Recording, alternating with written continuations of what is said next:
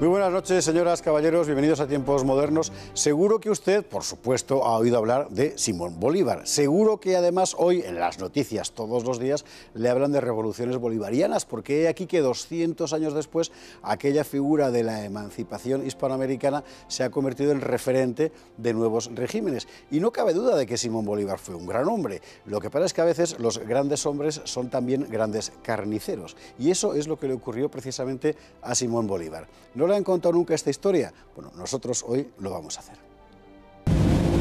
Simón Bolívar se ha convertido en una referencia casi religiosa. Hay incluso regímenes políticos que se llaman a sí mismos bolivarianos. El régimen venezolano ha hecho de él un semidios. Pero, ¿quién era realmente Bolívar? ¿Era el héroe sin mancha que vende hoy la propaganda bolivariana? La verdad es que no. Al revés, la carrera de Bolívar está cubierta de sangre. Situémonos. A partir de 1808, cuando Napoleón invade España, los virreinatos españoles de América se sublevan primero contra el francés, enseguida proclaman su propia independencia. No fue una guerra de jóvenes naciones oprimidas contra un viejo imperio invasor, fue más bien una guerra civil entre los partidarios de la independencia y los partidarios de la corona, los realistas. En la actual Venezuela, la lucha fue tan cruenta que Simón Bolívar declaró la guerra a muerte contra los realistas y la aplicó al pie de la letra. Después de la batalla del Tinaquillo, en agosto de 1813, arrasa una serie de pueblos y pasa por las armas a todos los europeos y canarios, como llamaba él a los realistas. En septiembre de ese mismo año dictó reclutamiento forzoso e hizo fusilar a los que se negaron a coger las armas. Acto seguido, hizo fusilar a 69 españoles sin fórmula de juicio. En diciembre de 1813, derrota al menguado ejército realista en Acarigua y ordena asesinar a 600 prisioneros. El 8 de febrero de 1814 la emprende contra los prisioneros españoles de Caracas, Valencia y La Guaira, alrededor de 1.200 civiles, comerciantes en su mayoría, y ordena que inmediatamente se pase por las armas a todos los españoles presos entre esas bóvedas y en el hospital, sin excepción alguna. Como escaseaba la pólvora, se resolvió matarlos a golpes de sable y de pica, y se los remataba aplastándoles la cabeza con grandes piedras. A los ancianos e impedidos se los llevó al patíbulo amarrados a sus sillas. Pese a las súplicas del arzobispo de Caracas, Bolívar consumó la matanza. El último parte de la carnicería informa de que también se ejecutó a los que se hallaban enfermos en el hospital. Estos son solo unos pocos episodios en la carrera de sangre de Simón Bolívar, sin duda el más cruel y despiadado de los libertadores hispanoamericanos. Habría que contar también el asesinato de los náufragos en un barco español en la isla Margarita, el saqueo criminal de Santa Fe o el asesinato de los prisioneros tras la batalla de Boyacá. Curiosamente, hoy Simón Bolívar tiene una estatua en el Parque del Oeste en Madrid.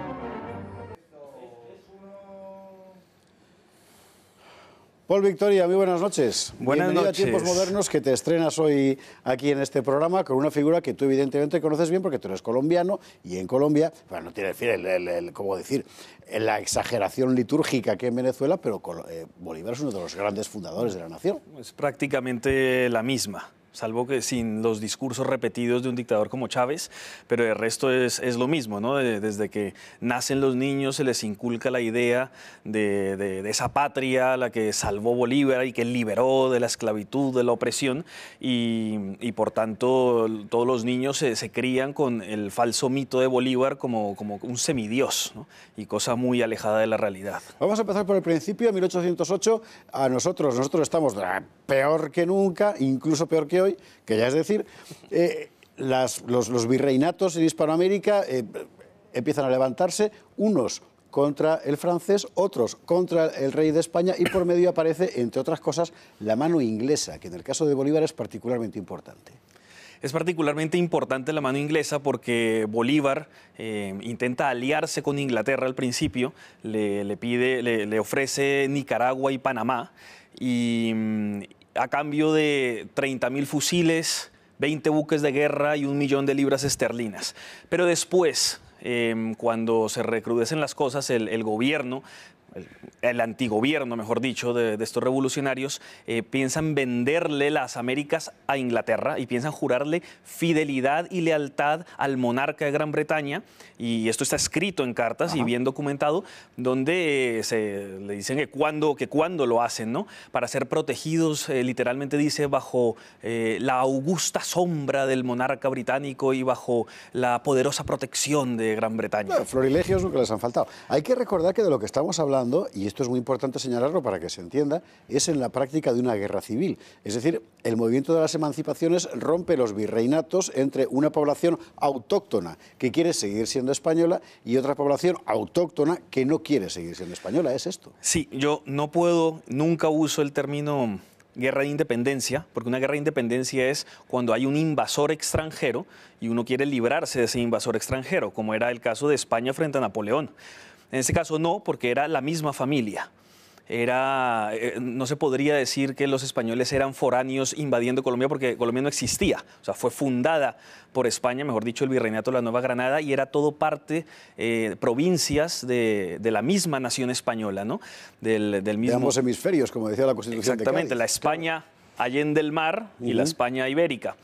Entonces, lo que ocurre es una guerra fratricida, una guerra civil, una guerra de secesión, donde además no son ni mucho menos indígenas y negros los que se levantan contra la monarquía española, ni mucho menos, sino que son los criollos, o sea, los hijos de españoles que se levantan contra sus padres. Contra sus padres y contra sus hermanos, porque buena parte de sus hermanos permanecían fieles a la corona española y les parecía una aberración lo que estos guerrilleros subversivos querían hacer. En el caso de Bolívar es particularmente interesante en ese sentido porque el hecho es que el levantamiento en la Nueva Granada, que es como se llama el Virreinato del Norte, lo que es Colombia, Venezuela, etcétera, fracasa y se tiene que marchar. Y es en 1814, España aún no ha levantado cabeza, cuando declara la guerra a muerte, que se llama así, esa declaración que él firma en ese cuadro que estamos viendo ahí, y la guerra a muerte es contra su gente. Sí, contra sus hermanos. Bolívar hace una... Europeos y canarios, dice él, pero ¿qué europeo de canarios? Ayer era tu vecino. Claro. Por supuesto, cuando él llega a Caracas, 7.000 personas salen huyendo de la ciudad porque las va a asesinar. Las que se quedan, otra gran parte las detiene, las arresta en las cárceles y muchos de ellos los mata después. Y en suma es el 32% de la población de Caracas la que está bajo persecución. El 32%. Es un montón de gente y que huye, y además hacen fiestas donde entre los tragos y las bebidas y el alcohol se reparten a quienes van a matar de los prisioneros. Pues yo me pido a este, yo me pido a este, yo me pido a este, como si fuera esto un juego, ¿no? Y para sacarlos de las prisiones, de los hospitales y asesinarlos sin juicio previos, ni mucho menos. Que fue es muy interesante porque esto que estás contando son testimonios de gente de la época. Por supuesto. Ingleses, algunos de ellos, por cierto, franceses, que lo cuentan. ingleses, están españoles. En el libro de Pablo Victoria, La otra cara de Bolívar, editado por Planeta, pero que aquí no se ha publicado, curiosamente. No, está aquí. Ese libro, efectivamente, es una cosa interesante. Por algún motivo no se publicó en España. Bueno, el hecho es que todo eso va ocurriendo y es un auténtico baño de sangre porque España tarda mucho en reaccionar por su situación. Antes de hablar de Morillo, que es el general que llega allí enviado por España, hay que contar que allí el ejército no era un ejército colonial, era el ejército del lugar, ¿no? Efectivamente. La ausencia o la ruptura de ese ejército y el reclutamiento forzoso, so pena de fusilamiento por parte de Bolívar de los locales, le permite hacer una campaña que es un rastro de destrucción. Hasta 1.200 asesinados en 3 cárceles sucesivas, por ejemplo, que eran comerciantes. A mí me dejó estremecido el dato de que a los ancianos comerciantes que estaban en la cárcel los lleva al patíbulo amarrados a sus sillas porque no se podían mover y allí los mata. Sí, y para ahorrar balas, además, muchas veces los mataban con piedras en los cráneos aplastándolas contra el suelo. O sea, o sea, sanguinarios, los genocidios allí fueron terribles, ¿no? Pero es que es más, cuando Bolívar vuelve victorioso a Caracas, los primeros que se sublevan unos días después son sus propios esclavos de sus haciendas. Sí. Los esclavos dicen, no, yo vivía mejor bajo las leyes españolas que con este sinvergüenza, o sea, y se sublevan contra él.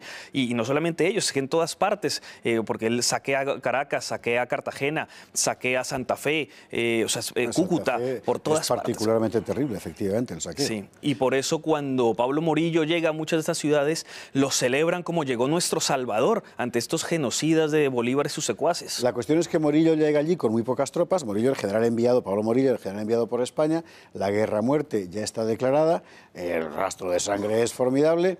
Y precisamente el sistema español de delegación de autonomía muy importante en las autoridades locales ha hecho que la insurrección se generalice, porque es justamente esa burguesía la que se ha levantado, esa burguesía a la que la corona española había dado tanta autonomía municipal, por ejemplo. Sí, y la diferencia es que Pablo Morillo llega con misericordia, perdonando a mucha gente, ofreciendo el perdón, ofreciendo la reconciliación de parte del rey de España. Y mucha gente se acoge a ella, ¿no? Él se ve forzado luego a hacer ejecuciones de los que no se quieren someter y en muchos casos hace perdones, pero siempre que Pablo Morillo ejecutó fue bajo juicio, teniéndole un abogado al acusado, o sea, con todas las reglas formales del juicio, mientras que Bolívar no, él no hacía juicio, simplemente iba asesinando, ejecutando a su paso y devastándolo todo. Una última cuestión, otro día hablaremos de cómo funcionaron las emancipaciones, pero todas estas cosas, ¿hoy un niño en una escuela en Colombia o en Venezuela las aprende? Bueno, todas estas cosas quiere decir al revés, ¿no? De la diosificación de Bolívar, el libertador, ¿no? Lo pintan en cuadros con los laureles. ¿Se cuenta lo que fue todo eso? ¿Perdón? ¿Se cuenta lo que fue la guerra a muerte? ¿Se cuenta lo que fue todo eso? No, esas partes las ocultan, por supuesto. Las ocultan, así como toda la ambición personal de Bolívar se le hace ver como si fuera un tipo austero, casto, moderado, justo, magnánimo, cuando era todo lo contrario. Era derrochador, dejaba hijos tirados por todas partes, dejó hijos tirados por Ecuador, Colombia, Venezuela, en España dejó hijos, en Francia, en Italia, por donde pasaba iba dejando hijos. Pero es que así también fue su padre y hay que entender cómo fue esa manera en que Bolívar se gestó en esa familia que tanto por la parte paterna como materna heredó mucha crueldad y su padre era un conocido violador de mujeres. El obispo de Caracas tenía que proteger a las mujeres y muchas de ellas casadas porque se la pasaba tratando de abusar de ellas. Y esto era muy conocido en la época y todo esto está documentado. Pero no solamente eso, sino que el resentimiento de Bolívar contra España, y esto creo que es muy importante entenderlo, no era solamente las ideas de igualdad, libertad de la Revolución Francesa, que también, sino era su propia gloria, pero su odio a España visceral, porque España le había negado unos títulos a su padre y abuelo, el marquesado de San Luis, y por el lado de su madre Palacios, conde Casa Palacios, y se les habían negado. Entonces él tenía el resentimiento de que no le habían dado la nobleza que él merecía, los títulos. Entonces él decía, pues contra España, ¿no? Y me gano mi propia gloria en esas ambiciones personales. Paul Victoria, muchísimas gracias. Con mucho gusto. Por contarnos algo que la mayor parte del público en España, y por supuesto en América, ignora, porque también aquí la figura de Bolívar pasa por ser la de un libertador y efectivamente liberó, pero en beneficio propio y dejando tras de sí un rastro, cualquier cosa menos edificante. Es muy posible que a partir de este momento este programa sea declarado, como decir, delito de odio. Le aseguro que no, simplemente queremos contar la verdad. Paul Victoria, gracias. Muchas gracias. Y a ustedes, muy buenas noches.